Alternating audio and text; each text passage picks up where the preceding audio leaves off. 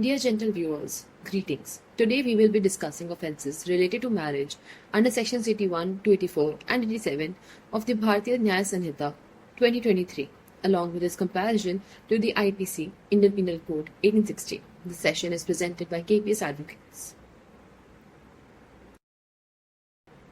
The specific sections we will cover are sections 81 to 84 and 87 of the Bharatiya Nyaya Sanhita 2023 related to the offence related to marriage. This presentation has been prepared by Arnav Laroya and is being presented by me, Bhavya Chawla. We shall first gain an understanding of the provision under BNS 2023 by discussing the relevant sections in detail. Section 81 of the Bharatiya Nyaya Sanhita Act defines the offences of cohabitation caused by a man deceitfully inducing a belief of lawful marriage. If a man by deceit causes any woman who is not lawfully married to him to believe that she is lawfully married to him and cohabits or has sexual intercourse with her, under this belief he commits this offence. The punishment is imprisonment of either description for up to 10 years and a fine. This offence is non-cognizable, non-bailable and non-compoundable. Section 82(1) defines the offence of marrying again during the lifetime of a husband or wife. Whoever marries in any case where such a marriage is void due to existence of a living spouse commits this offence. The punishment is imprisonment of either description or for up to 7 years and a fine. This offence is also non-cognizable, however bailable and compoundable. Next, Section 82(2) defines that aggravated form of the offence under Section 82(1) when the accused conceals the fact of their former marriage from the person they subsequently marry. The punishment is imprisonment of either description for up to 10 years and a fine. This offence is non-cognizable, bailable and non-compoundable. Section 83 defines the offence of marriage ceremony, fraudulently gone through without lawful marriage.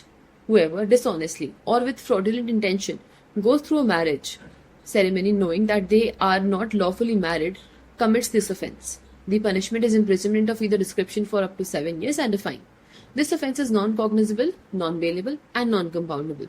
Section 84 defines the offence of enticing or taking away or detaining with criminal intent a married woman. Whoever takes or entices away any woman, knowing or having reason to believe that she is wife of another man with the intent that she may have illicit intercourse with any person or conceals or detains such a woman with that intent commits this offence. The punishment is imprisonment of either description for up to 2 years or fine or both. This offence is non-cognizable, bailable and compoundable.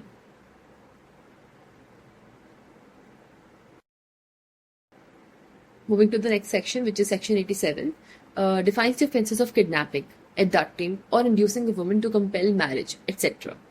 Whoever kidnaps or abducts a woman with the intent that she may be compelled or knowing it is likely that she will be compelled to marry any person against her will or in order that she may be forced or seduced to illicit intercourse or knowing it is likely that she will be forced to seduce to illicit intercourse commits this offence.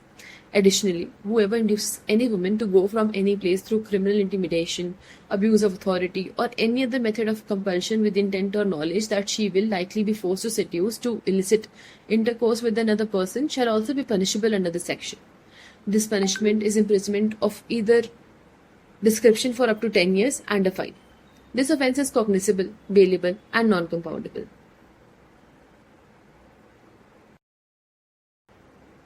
This slide provides a comprehensive analysis between the IPC and the BNS for the offences that we have discussed in the previous slides.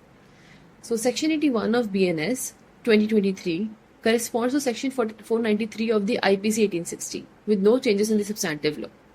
Section 82 of the BNS 2023 corresponds to Section 494 and 495 of the IPC, which is whoever having a husband or a wife living marries in another case in which such marriage is void.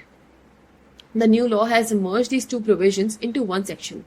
So, Section 82 of the BNS has merged Section 494 and 495 of the IPC in one section. The new law has merged this college and these sections and without any changes to the substantive law as such. Moving on to the next slide. Section 83 of the BNS 2023 corresponds to Section 496 of the IPC and there has been no changes in the substantive law.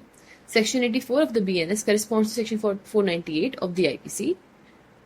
However, the new law has removed the phrase from that man or from any person having the care of her on behalf of that man, broadening the scope of the offence. It is important to note that although this modification aims to remove certain patriarchal notions, the section as whole still diminishes the autonomy and decision-making power of the woman. Moving on to the next and last section. Section 87 of the BNS corresponds to Section 366 of the Penal Code, with no changes in the substantive law. The only modification is the incorporation of the word Sanhita in the section. In conclusion, we have discussed the essential ingredients, punishments, and the nature of offences related to marriage under Section 81 to 84 and 87 of the BNS 2023. We have also compared these provisions with their corresponding sections in the IPC 1816 and highlighted the implications of any revisions made in the new law. I thank you for watching this presentation. We hope that it has provided you with a better understanding of the offences related to marriage and the changes introduced in the BNS 2023.